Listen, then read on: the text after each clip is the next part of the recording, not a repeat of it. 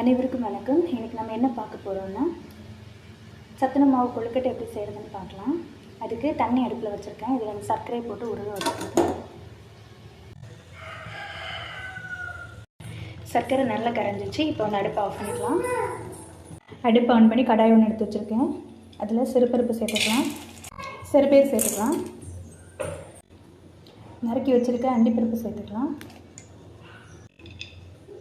நறுக்கி வச்சுருக்க பாதாம் சேர்த்து இதை வந்து நல்லா ஃப்ரை பண்ணி எடுத்துக்கலாம். ஏலக்காய் சேர்த்துக்கலாம். இப்போ அடுப்பை ஆஃப் பண்ணிக்கலாம். இதை ஒரு பாத்திரத்துக்கு மாற்றி சூடார வச்சுக்கலாம். இதை நல்லா இப்போ சூடாகிடுச்சு. இதை வந்து நம்ம இப்போ அரைச்சி எடுத்துக்கலாம்.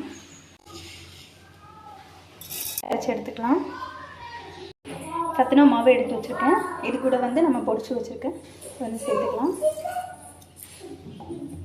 தேங்காய் சேர்த்துக்கலாம். இப்போ நல்லா மிக்ஸ் பண்ணிக்கலாம். உருக்கி வச்சுருக்க சர்க்கரை தண்ணியும் சேர்த்துக்கலாம்.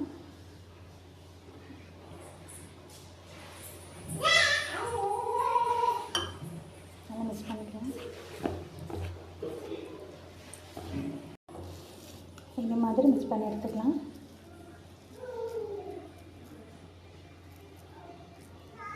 ஆன் பண்ணி இட்லி பாத்திரத்தில் தண்ணி எடுத்து வச்சுருக்கேன். அதுக்கு மேலே இந்த பாத்திரத்தை வச்சுக்கலாம். தெரளி இலையை இந்த மாதிரி பண்ணி எடுத்து வச்சுருக்கேன்.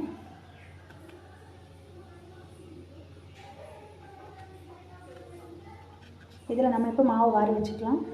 தெரளி இலையில் இந்த மாதிரி மாவு வாரி வச்சுக்கலாம். இட்லி பாத்திரத்தில் இந்த மாதிரி வச்சுக்கலாம். எல்லாத்தையும் இதே மாதிரி பண்ணி வச்சுக்கலாம். மாதிரி எல்லாத்தையும் பண்ணி வச்சாச்சு. இப்போ நம்ம இதை மூடி வச்சுக்கலாம். இந்த மாதிரி மூடி வச்சு வேக வச்சுக்கலாம்.